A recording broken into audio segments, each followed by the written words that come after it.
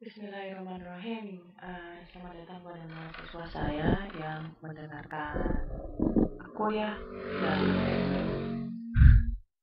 mata kuliah teori-teori pembangunan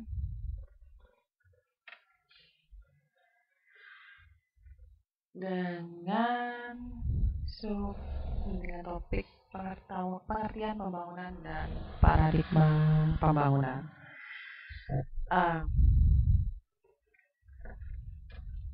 Pembangunan dan paradigma pembangunan yang ada dalam teori-teori pembangunan. Ya, jadi kalau kalian pengen tahu lebih lengkapnya, ini ada di disiplin ilmu ekonomi pembangunan. Ya, jadi kita mulai dulu. Pengertian pembangunan. Pengertian pembangunan. Pembangunan itu punya banyak dimensi, atau dengan kata lain itu adalah multidimensi. Oke. Dan banyak dimensi yang cukup relevan digunakan untuk dapat membantu kita memahami apa itu pengertian pembangunan, memaknainya, dan dimensinya ini apa aja. Dimensinya itu yang ideal adalah disebut dengan analisis PES. Jadi kalau kita mengetahui dimensi ini, maka kita sebenarnya sudah melakukan analisis, dan analisisnya itu dinamakan dengan analisis PES. PES itu adalah menganalisis sesuatu, dalam hal ini adalah pembangunan, menggunakan pendekatan politik, ekonomi, sosial, dan teknologi. Ini utamanya digunakan untuk memahami apa arti pembangunan dan memaknai pembangunan menggunakan kerangka kebijakan publik dan inovasi dan perubahan. Jadi 3 hal itu bisa menggunakan PSD. Tapi patut juga diketahui bahwa ada dimensi lain yang berada di luar analisis PSD ini, yakni budaya dan hukum. Budaya itu masuk ke sosial ya, atau hukum. Nah, dimensi di atas itu paling banyak mendebatkan tentang bagaimana memaknai pembangunan. Pembangunan pada masa pemerintahan saat ini itu dimaknai sangat normatif. Pembangunan itu dapat dipahami secara ada secara normatif, ada secara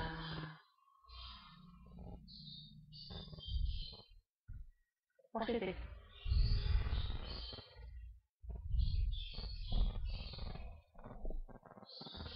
Nah, positif. Pembangunan secara normatif itu dimaknai bahwa kita melakukan penilaian diikuti dengan persepsi kita atau subjektivitas kita. Itu normatif. Normatif itu adalah memaknai pembangunan atau menilai pembangunan apa adanya tentang bagaimana seharusnya dilakukan, disertai dengan penilaian subjektivitas. Jadi ada subjektivitas di sini.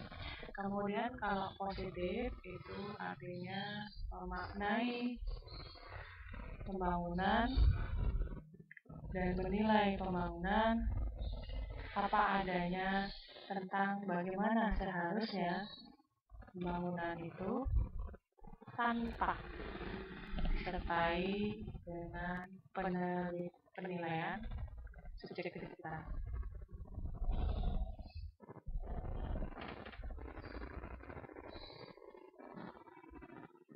Berarti memaknai pembangunan harus dilakukan benar-benar objektif.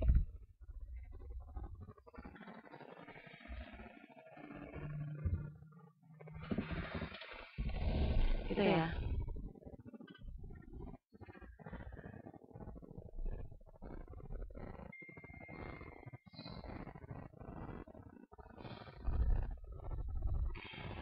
itu tentang bagaimana kita melakukan penilaian tentang pembangunan. Jadi ada juga yang di antara kita misalnya kita berdiskusi mengapa seseorang dapat menilai pembangunan sangat subjektif sekali. Dia seringkali menggunakan opininya untuk kemudian memaknai suatu pembangunan. Ada juga teman-teman kami yang ketika berdiskusi tentang teori pembangunan, tentang metode pembangunan, tentang konsep pembangunan, dia memaknai pembangunan dengan cara yang berbeda, yakni tidak disertai dengan penilaian subjektif. Dia pakai benar-benar data, murni menggunakan fakta, murni menggunakan angka statistik untuk kemudian digunakan menarik kesimpulan. Nah, kalau kayak gitu, muncul pertanyaan mana yang benar? Sebenarnya dua-duanya benar, cuma metodenya satunya normatif, satunya positif. Jadi perbedaan pendapat yang seperti itu yang harus kalian pahami dan jangan sampai ini kemudian membuat seolah yang satu benar dan yang lainnya salah. Nggak seperti itu. Ya, itu adalah metodenya mengambil pengertian dari suatu pembangunan. Tapi bisa juga metode ini diterapkan untuk yang lainnya. Cuma dalam mata kuliah ini, ya kita akan melakukannya seperti itu. Ya. Pembangunan pada masa pemerintahan itu dimaknai dengan sangat normatif. Jadi ada unsur subjektivitasnya yang sangat tinggi. Dan pembangunan dalam administrasi negara itu dituangkan secara tertulis dalam suatu dokumen namanya Pembangunan Nasional Jangka Menengah dan Rencana Pembangunan Nasional Jangka Panjang. Jadi setiap kepala pemerintahan daerah itu punya visi dan misi kan. Kalau mereka sudah terpilih, maka visi dan misi ini kemudian diterjemahkan dalam suatu rencana pembangunan nasional jangka menengah. Rencana pembangunan pemerintah daerah jangka menengah. Jadi ini yang harus kalian ketahui. Proses menerjemahkannya ini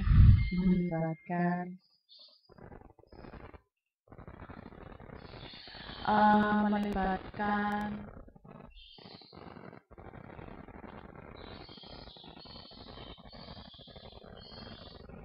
suatu keahlian memindai, mengobservasi antara kebutuhan daerah dan keinginan pemerintah daerah atau pemimpin daerah.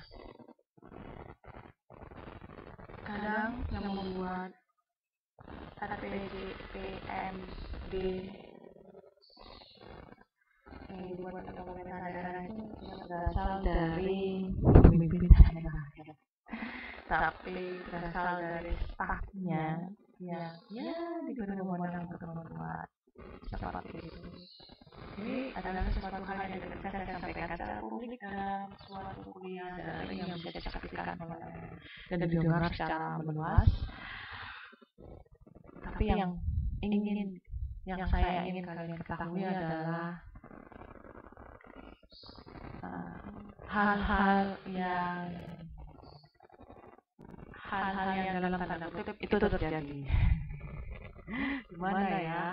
Nanti aja deh kalau udah kuliah offline nanti saya jelaskan. Anyway, jadi itu adalah metodenya. Metode ini penting saya sampaikan karena ya kalau metodenya itu kita nggak sepakat atau saya tidak memberitahukan metode yang saya gunakan, maka akan membuat kalian bertanya-tanya. Karena kalau beda metode yang berbeda bisa digunakan untuk mengkritisi metode lainnya. Dan kalau kita sudah sepakat ada satu metode, itu berarti kita sudah sepakat untuk mengurangi perbedaan karena perbedaan metode berpikir yang sudah kalian miliki sebelumnya. Oke, jadi kita akan sampai pada pengertian pembangunan bagi kedua, yakni pengertian pembangunan menurut berbagai pakar. Todaro dan Smith itu bilang pembangunan itu adalah fenomena multifaset. Faset itu faset itu adalah lensa. Disebut aset itu menggunakan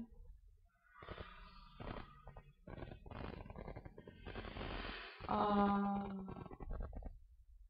jadi kalau serangga itu kan punya mata, tapi matanya itu nggak sama seperti mata burung, mata unggas, mata yang lainnya lah, apalagi matanya manusia. Matanya serangga itu adalah kumpulan dari ratusan lensa yang sangat kecil sekali disebut dengan mikrolensa. Setiap mikrolensa ini yang dinamakan dengan faset. Maka dari itu, Todaro sama Smith itu bilang pembangunan ini adalah fenomena multifaset dan multidimensional. Apa itu artinya?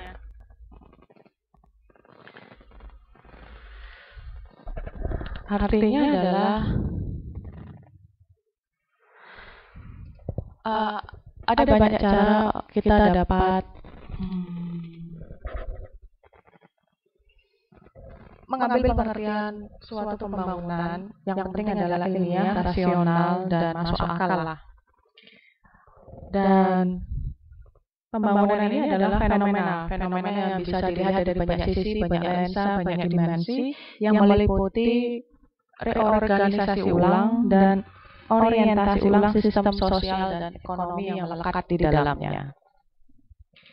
Itu menurut Todaro dan Smith. Terus ada lagi yang menyebutkan atau mengartikan pembangunan adalah kebebasan, yakni kebebasan yang menjadi tujuan primer pembangunan dan prinsip utama pembangunan. Jika kebebasan ini tidak ada, maka sebenarnya dianggap suatu negara tidak benar-benar membangun.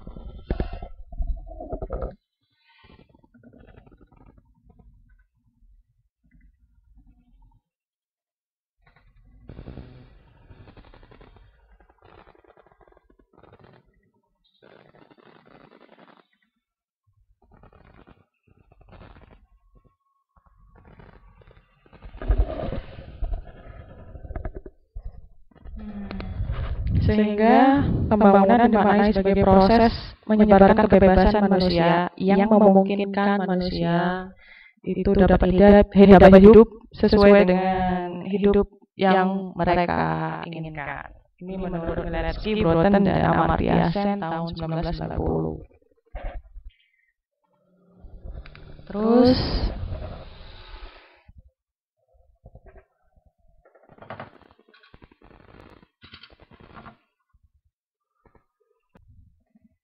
jadi itu adalah pembangunan menurut Amartya Sen tahun 1990 dan Miletsky tahun 2017. Terus kemudian ada lagi pembangunan itu diartikan sebagai hubungan kausal antara berbagai aspek ekonomi dan non-ekonomi. Yang dimaksud dengan aspek non-ekonomi adalah aspek sosial budaya, hukum, dan politik yang pada dasarnya menyangkut norma yang mengatur perilaku masyarakat. Jadi itu menurut Ervani tahun 2005. Pembangunan juga dapat diartikan sebagai pertumbuhan ekonomi yang positif dan dapat dipertahankan secara berkelanjutan. Artinya ya terdapat indikator ekonomi yang nilainya positif atau surplus.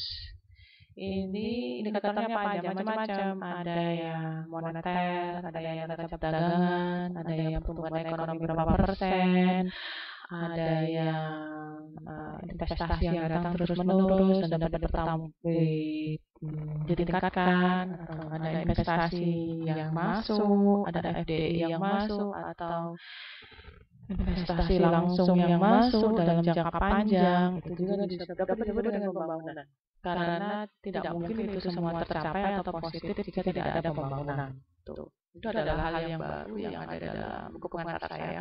Dan juga pembangunan juga dapat diartikan tercapainya indikator pembangunan. Salah satunya ialah indikator ekonomi tadi yang menunjukkan progres positif termasuk di dalamnya tercapai neraca pembangunan yang ideal. Nah, itu bisa dikatakan membangun. memang tidak banyak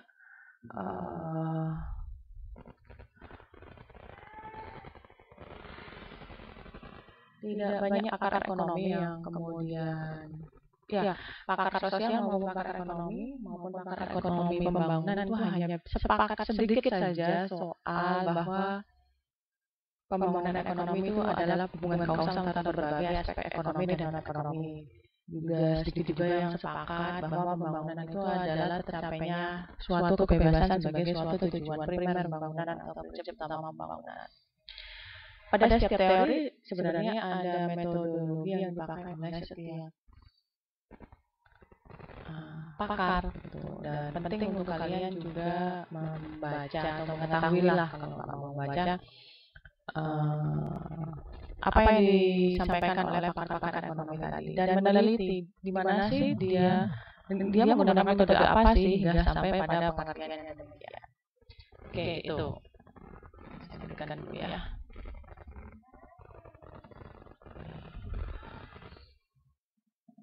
Selanjutnya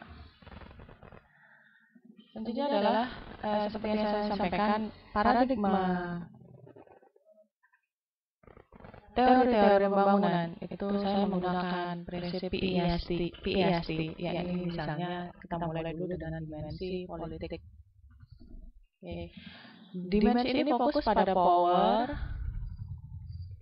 atau kekuasaan dan pengaruh, namanya juga politik. Sehingga pembangunan dalam dimensi politik ini syarat dengan sudut pandang pemerintahan pusat sebagai pemegang kekuasaan eksekutif. Powernya pemerintah pusat adalah dia memiliki wewenang eksekutif, membuat, menjalankan setiap kebijakan yang nanti akan berimplikasi pada pembangunan. Itu artinya. Definisi pembangunan pemerintah pusat ini sangat bergantung pada konteks pembangunan saat itu. Konteks pembangunan pada setiap administrasi di Indonesia itu sangat berbeda. Sehingga mungkin kalian akan tertarik untuk melihat bagaimana pemerintahan mulai dari Pak Karno, Pak Harto, Pak Gus Dur, Pak Abdurrahman Wahid, Bu Megawati, Pak SBY hingga Pak Jokowi itu menerjemahkan pembangunan. Pasti akan sangat berbeda. Menurut Pak Jokowi, pembangunan infrastruktur itu ada penting sehingga digenjot besar-besaran pada masa pemerintahannya. Sedangkan pada masa Pak SBY, mungkin pembangunan yang lain yang penting. Begitu juga pada masa pemerintahan Bu Megawati. Jadi penting untuk mengetahui setiap perbedaan administrasi pemerintahan ini tentang bagaimana metode mereka memahami pembangunan dan mengeksekusi pembangunan atau melaksanakan pembangunan. Selain itu juga perlu untuk mengetahui perbedaan masing-masing dan persamaan masing-masing. Itu bisa dijadikan suatu analisis. Kalau kalian tertarik untuk melakukannya di waktu yang terpisah, selain mengerjakan tugas-tugas kuliah, apalagi tugas teori pembangunan yang sudah ada selama ini. Konsep pembangunan mengandung usaha terencana. Jadi tidak ada yang namanya membangun tanpa perencanaan. Jadi pembangunan itu adalah mengandung usaha terencana, punya sasaran yang jelas, prosesnya bertahap dan tidak terdapat kekerasan. Itu adalah pembangunan di dimensi politik. Jadi saya ulangi lagi, memaknai pembangunan dalam dimensi politik adalah sebagai usaha terencana, sasaran pembangunan yang jelas, prosesnya yang bertahap tapi konsisten. Kenapa kata konsisten ini saya tambahkan? Karena memang penting sekali untuk memiliki konsistensi terhadap pembangunan dari periode sebelumnya ke periode berikutnya dan periode berikutnya, sehingga negara ini tidak terpenggal proses pembangunannya akibat perubahan pemerintah pusat setiap periode 4 tahun sekali, karena itu sangat merugikan pembangunan. Seharusnya semuanya sudah mulai menyadari itu sih. Kemudian tidak terdapat kekerasan, tidak mengandung kekerasan. Karena pembangunan yang kemudian dilakukan dengan kekerasan itu sebenarnya ya secara HAM tidak dapat diterima. Kayak seperti yang terjadi di Myanmar itu ada yang namanya pembangunan proses demokrasi, tapi ada kudeta dari militer yang mengakibatkan tidak bisa ini disebut dengan membangun demokrasi. Gitu. Kalau saya boleh berpendapat itu hanya alasan saja bagi militer yang bilang kayak saya menegakkan demokrasi yang ada di Myanmar dengan cara saya sendiri, oke. Dengan metode Anda sendiri yang kekerasan itu tidak disebut membangun karena secara HAM tidak bisa diterima dan ya tidak bisa dibenarkan mana ada pembangunan kekerasan.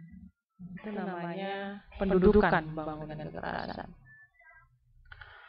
Oke, itu gimana sih memaknai pembangunan dari dimensi politik? Maka kita harus mempelajari proses penyusunan usaha rencana itu tadi, atau usaha rencana itu tadi. Kemudian proses sehingga sampai pada muara sasaran pembangunan yang jelas. Proses yang bertahap dan konsisten, jadi tidak terputus. Jadi kita memahami pembangunan. Cara kita memahami pembangunan adalah memahami setiap proses itu tadi. Kalau mau dijelaskan itu ada di halaman nomor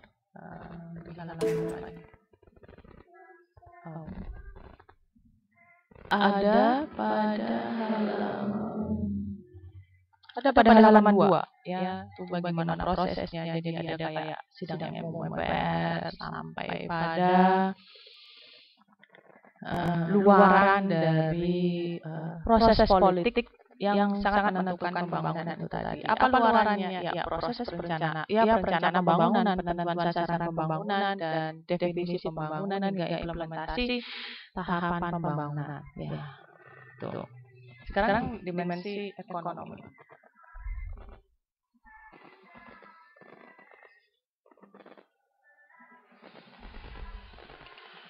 Dimensi ekonomi. Untuk bisa memahami pembangunan dari dimensi ekonomi, maka perlu kalian mempelajari dengan betul pengantar ilmu ekonomi, utamanya ekonomi makro. Karena dari situ, kebijakan itu memegang peranan penting bagaimana pembangunan ekonomi dapat dilakukan. Tanpa kebijakan, pemerintah tidak bisa melakukan apa-apa dan kita pun tidak akan mendapatkan apa-apa dari pembangunan itu sendiri. Jadi kebijakan adalah hal sentral yang harus ada. Dan itu yang harus dipelajari. Kalau kalian ingin mendapatkan dasar-dasarnya, maka kalian harus mempelajari yang namanya ekonomi makro. Kemudian kalau ingin meningkatkan kualitas pembangunan, kalian harus mempelajari yang dinamakan dengan inovasi sektor publik. Dan inovasi sektor swasta ya kalau perlu. Arti pembangunan menurut dimensi ekonomi adalah meningkatnya meningkatnya GDP, Gross Domestic Product atau produk domestik bruto. Kemudian meningkatnya GNP atau Gross National Product.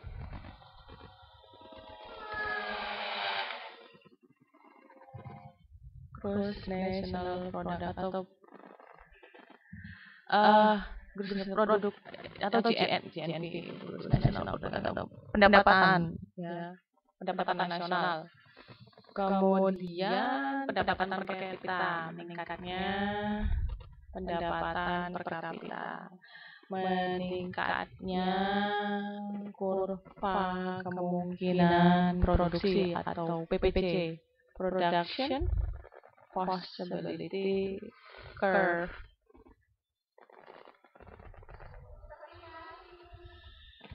Itu sebagian penjelasan tentang dimensi ekonomi ini melibatkan seluruh kebijakan pemerintah dalam ruang lingkup mikro maupun makroekonomi. Tapi kalau kalian ingin belajar yang sedikit lebih efektif, maka harus mendalami dulu. Ya, boleh mempelajari dulu yang namanya ekonomi makro. Pendekatan menggunakan dimensi ekonomi ini masih cukup dominan disebut-sebut sebagai memaknai pembangunan secara dominan, meskipun telah diimbangi dengan upaya pembangunan yang lebih inklusif, yakni pembangunan yang memerdekakan manusia sekaligus meningkatkan standar hidup manusia. Jadi kalau kalian saya tanya, mana yang lebih penting? pembangunan ekonomi atau pembangunan standar hidup manusia? Nah, itu adalah sesuatu yang harus dijawab, dan caranya menjawab kalian harus lewat tulisan. Oke, itu dimensi ekonomi. Terus selanjutnya adalah dimensi budaya. Dimensi budaya. Menempatkan dimensi budaya dalam pembangunan ini juga mencakup berbagai manfaat ekonomi, ya, seperti inklusivitas sosial yang lebih besar dan berakar. Berakar itu artinya kuat, ketahanan, inovasi, kreativitas, kewirausahaan, baik bagi individu maupun masyarakat, serta penggunaan sumber daya lokal atau kearifan lokal, keterampilan dan pengetahuan. Pembangunan di sisi budaya ini atau dimensi budaya ini juga bisa dimaknai dengan memberikan penghargaan dan dukungan terhadap ekspresi kebudayaan. Kita untuk bisa memahami ini, maka ya pelajari aja apa yang terjadi di Bali. Dengan mempelajari dimensi budaya ini, maka kita akan ingat bahwa kultur itu juga bisa dijadikan komoditas ekonomi, sehingga memiliki nilai keunggulan dibandingkan daerah lain. Sekarang sih sudah mulai ke sana ya, karena melihat betapa suksesnya Bali. Bali sukses meningkatkan pendapatan daerahnya di saat yang sama tetap mempertahankan kulturnya, dan kultur menjadi daya tarik bagi Bali untuk menarik orang-orang datang di Bali dan berbelanja di Bali, sehingga ekonominya di Bali itu ya cukup baik. Kalau kita menggunakan dimensi ekonomi, maka dia disebut dengan membangun, di saat yang sama juga membangun dimensi budayanya. Ya, kalau kita ingin mendalami lagi tentang dimensi budaya, itu ada banyak faktor budaya yang turut mempengaruhi gaya hidup, perilaku individu, pola konsumsi, nilai-nilai berkaitan dengan pengelolaan lingkungan, dan interaksi masyarakat dengan lingkungan. Identifikasi atau mengenali nilai-nilai praktik dan identitas adalah prasyarat untuk pengembangan dari kemanusiaan yang memiliki peran signifikan membentuk budaya dan membangun sebuah jaringan dengan lingkungan sekitarnya. Sistem pengetahuan lokal dan masyarakat adat dan praktik pengelolaan lingkungan yang tetap berbasis komunitas itu memberikan wawasan dan alat yang berharga untuk bisa mengatasi tantangan-tantangan ekologis yang selama ini selalu dianggap tidak menguntungkan secara ekonomi. Tapi kalau kita mau berpikir, aspek-aspek tersebut itu justru sekarang menjadi nilai tambah perekonomian suatu daerah. Sehingga pemerintah daerah sekarang berusaha untuk tetap mempertahankan keanekaragaman budaya yang ada di daerahnya dan mengurangi dampak dari budaya kosmopolitanisme yang jika dibiarkan terus-menerus dapat menggantikan kearifan lokal yang ada di daerah tersebut. Apa sih budaya kosmopolitanisme? Budaya kosmopolitanisme adalah budaya universal yang selain kita mengakui sebagai seseorang yang tinggal di Indonesia, ternyata juga budaya itu juga diakui oleh orang lain yang berada dari negara lain, dan kita menganut nilai yang sama. Itu namanya kosmopolitanisme. Misalnya apa? Modernisasi dilihat sebagai suatu budaya. Nah, kalian tahu, pikirkan saja nilai-nilai modernisasi. Kan nilai modernisasi di Indonesia juga ternyata ada di Barat, dan nilai modernisasi di Barat juga ada di, misalnya di India, di Afrika. Apa itu nilai modernisasi? Nilai modernisasi misalnya perilaku konsumsi yang cukup tinggi itu adalah salah satu nilai modernisasi yang paling mudah dapat kita kenali. Ya, ini lebih lengkapnya kalian bisa baca halaman 33-35 ya, tentang bagaimana memaknai pembangunan dan dimensi budaya. Terlalu banyak yang akan saya ketikkan. Ya, salah satu contoh terbaik memahami pembangunan dari dimensi budaya adalah Bali, yang kedua adalah Jepang. Jepang sekarang sangat mempromosikan budayanya sebagai budaya tarik agar wisatawan itu datang dan pada akhirnya berbelanja di Jepang.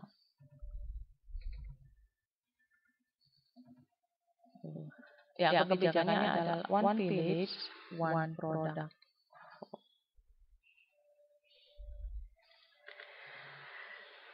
Ini sedang masih proses di Indonesia, tapi mungkin Indonesia nanti akan menuju ke sana. Selanjutnya adalah dimensi sosial. Sebenarnya saya sampaikan di PPT ini nggak terlalu lengkap ya, dia hanya kayak overview aja, ringkasan, dan akan lebih lengkap dan lebih nyambung kalau kalian baca tulisan saya langsung. Jadi dimensi sosial, berkembangnya konsep pembangunan sosial itu berangkat dari kekecewaan akibat kegagalan pembangunan yang mengutamakan pertumbuhan ekonomi semata. Jadi dimensi sosial ini adalah pembangunan yang mulai diperhatikan akibat kekecewaan, memaknai pembangunan dari dimensi ekonomi saja. Misalnya, ini berangkat dari studi kasus bahwa banyak negara-negara itu cukup berhasil dalam pembangunan, tapi ternyata memberikan perhatian yang cukup, belum memberikan perhatian yang cukup terhadap pembangunan bidang sosialnya. Akhirnya, misalnya ya, perhatian kepada manusia dan lembaga-lembaga sosial yang harus menjalankan pembangunan itu. Investasi di bidang sumber daya manusia ini menjadi tema pokok pembangunan sosial, sama pentingnya dengan investasi untuk prasarana ekonomi itu sendiri. Kalau pembangunan sudah dilakukan tanpa mengabaikan dimensi sosial, maka makna pembangunan seperti yang dirumuskan oleh Amartya Sen, yaitu pembangunan manusia yang lebih memanusiakan manusia itu dapat tercapai. Artinya apa? Pembangunan standar kualitas hidup manusia itu lebih penting daripada pembangunan ekonomi sendiri gitu. Nah, dimensi hukum.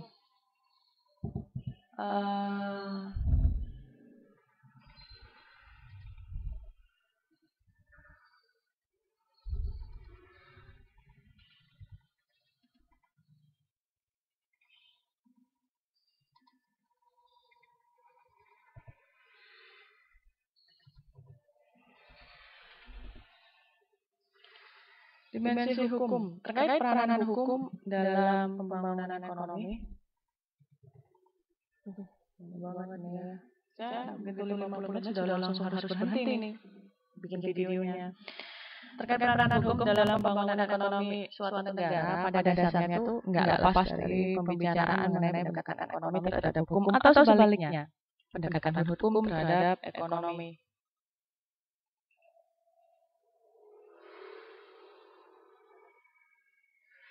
Pendekatan hukum ekonomi bersifat dan menggunakan pendekatan transnasional dan interdisipliner dengan mengkhususkan diri pada hubungan antara masalah-masalah ekonomi dan sosial nasional dan regional serta internasional secara terpadu atau integral.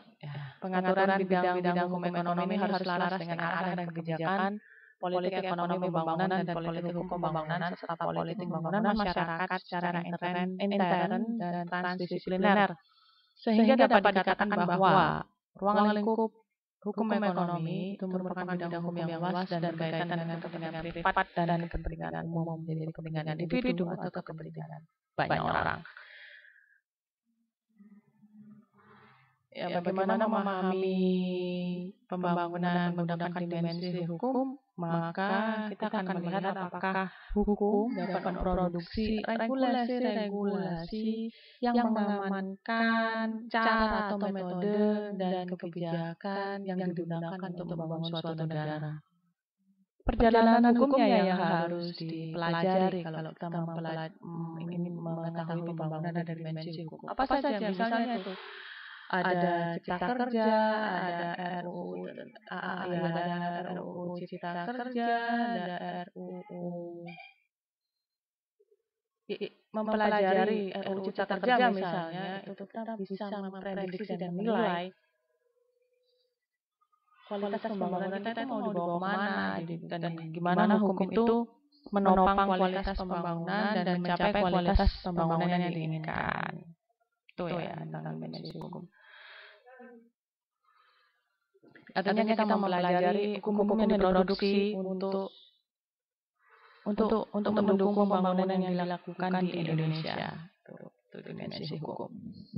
Jadi mempelajari produk hukum yang dihasilkan dan terkait dengan mengamankan dan melindungi siapapun yang terdampak dengan pembangunan. Ini yang perlu kita lakukan adalah melakukan analisis dimensi hukum misalnya terhadap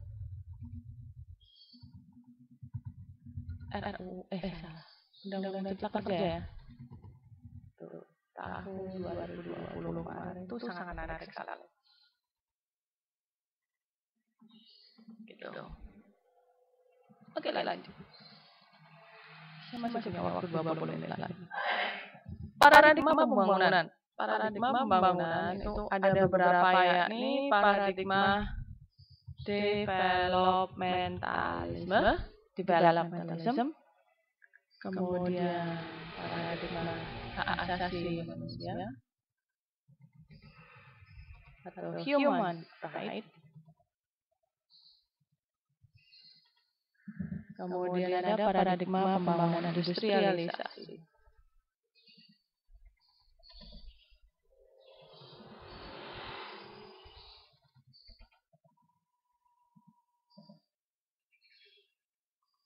Oke, gimana nih penjelasannya? Kalian boleh melengkapi penjelasan ini ya. Ini hanya apa namanya?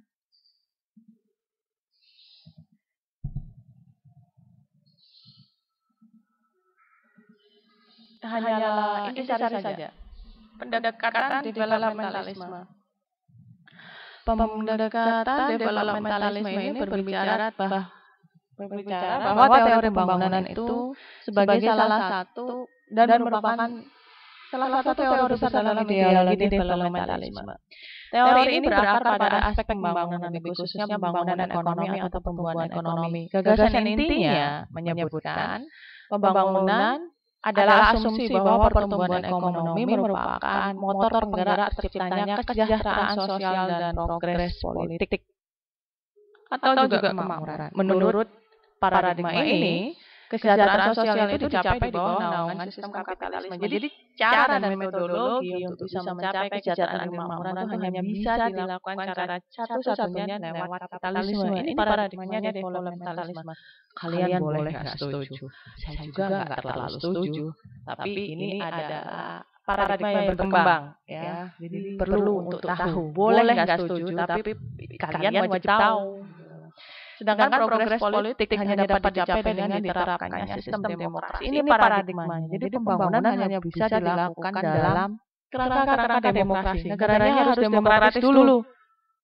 Baru bisa bangun menurut paradigma ini. Kayak apa yang dilakukan Amerika Serikat ketika Amerika Serikat menginvasi Irak. Irak itu dulu diperintah oleh Saddam Hussein yang otoriter.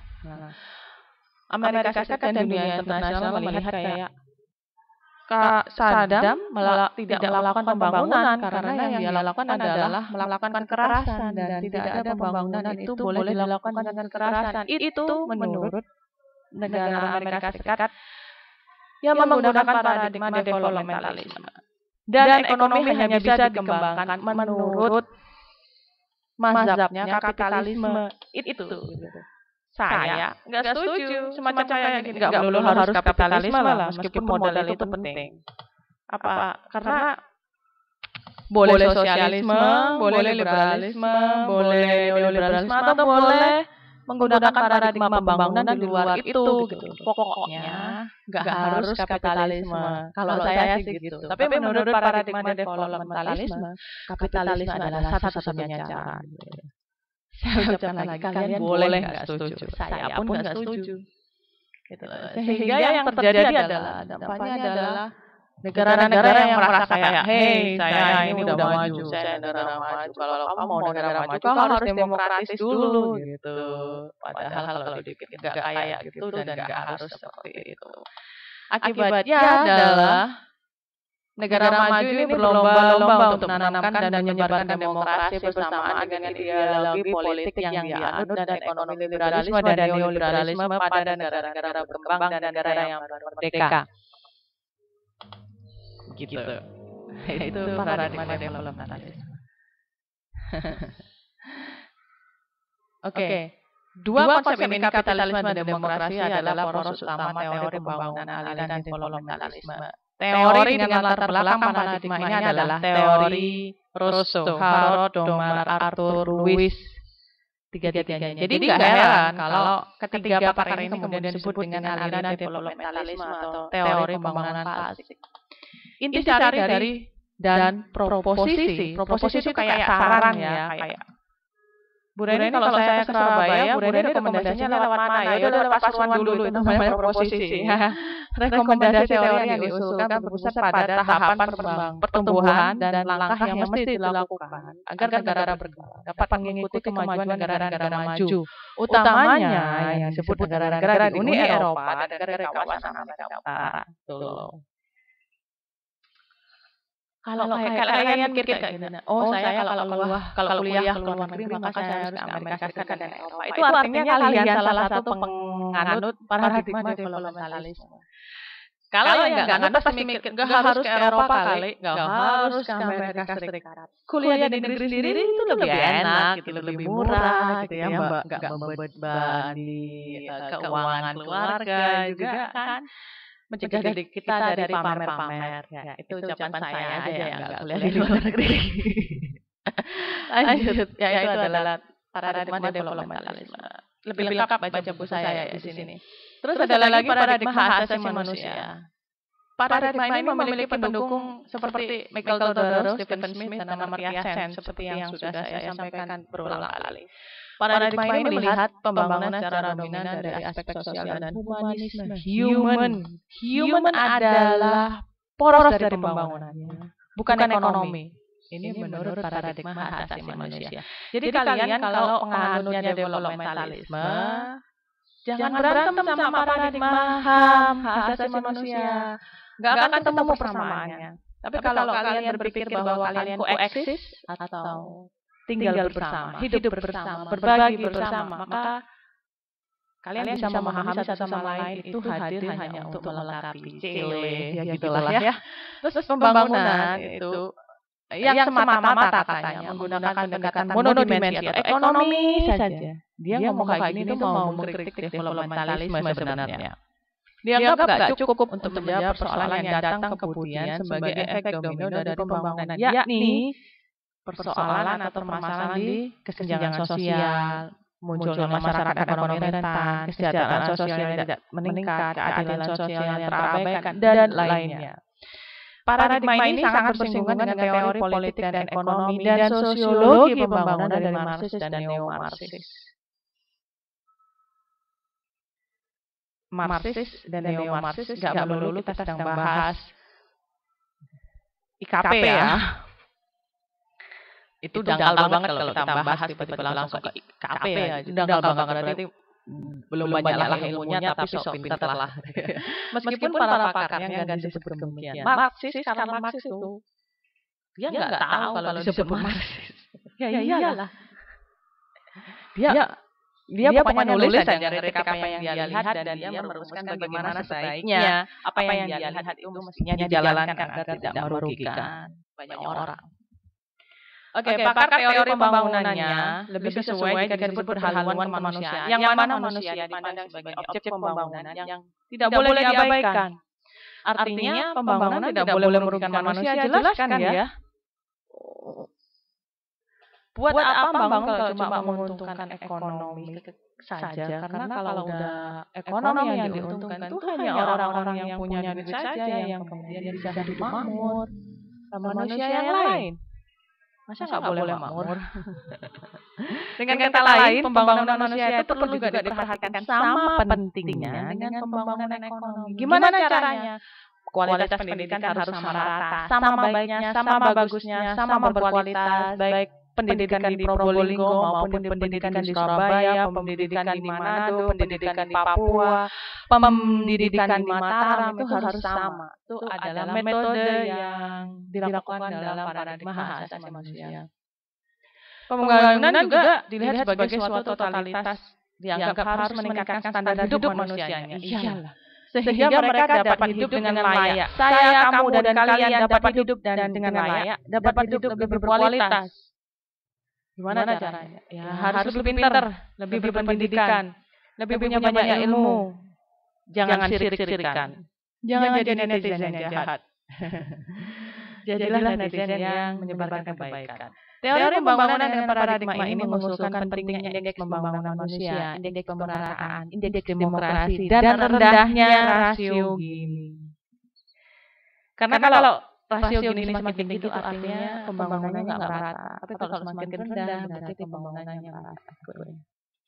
Paradigma pembangunan industrialisasi ini agak mirip dengan developmentalisme, cuma yang dibangun adalah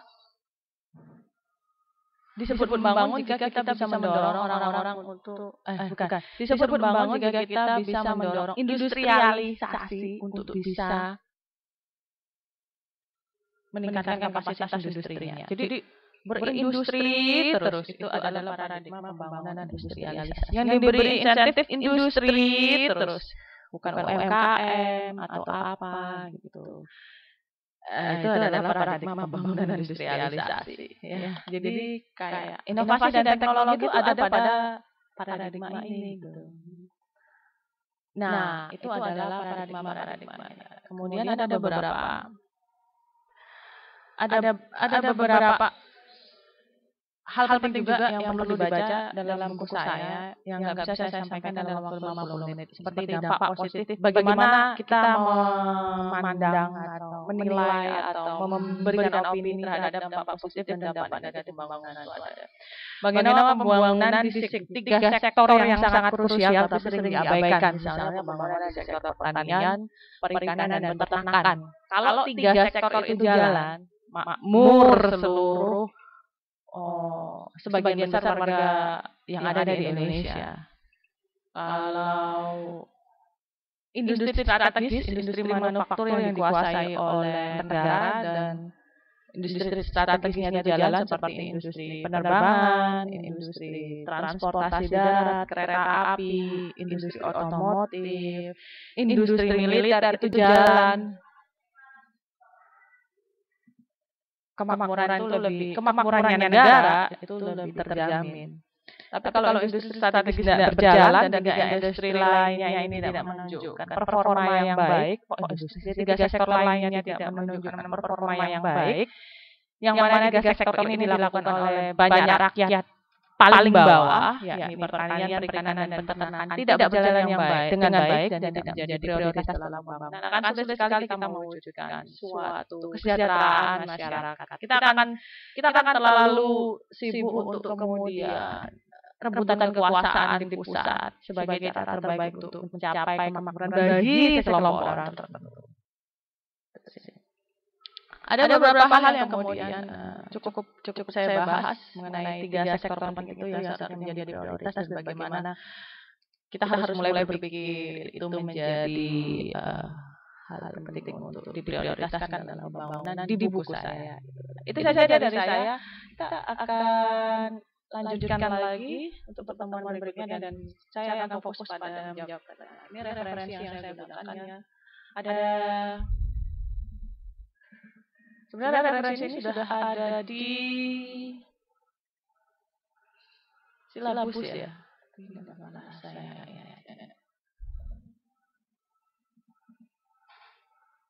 Kalau referensi saya menggunakan Zotero ya. Semoga ini juga ditiru oleh mahasiswa lain tanpa menunggu instruksi dari saya. Sudah lagi loading. Saya salin.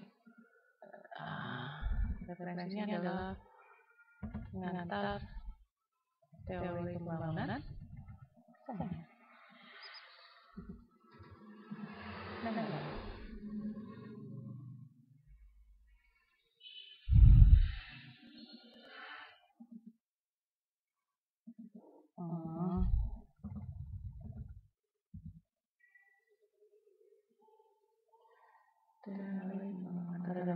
ya ini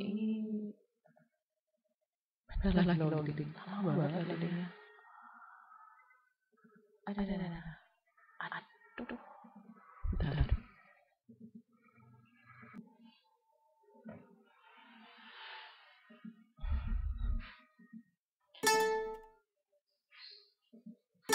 Aduh, nggak bisa di copy.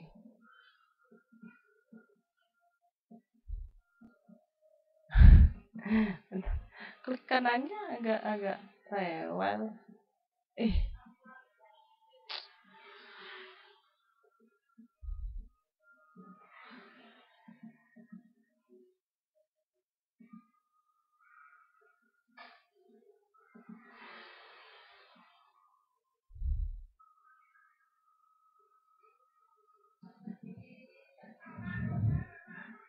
Kayak saya harus ganti ini dulu deh, laptop dulu, benar-benar lemot. Ya itu saja, kita akan lanjutkan pada sesi berikutnya, yakni fokus pada tanya jawab mahasiswa ya.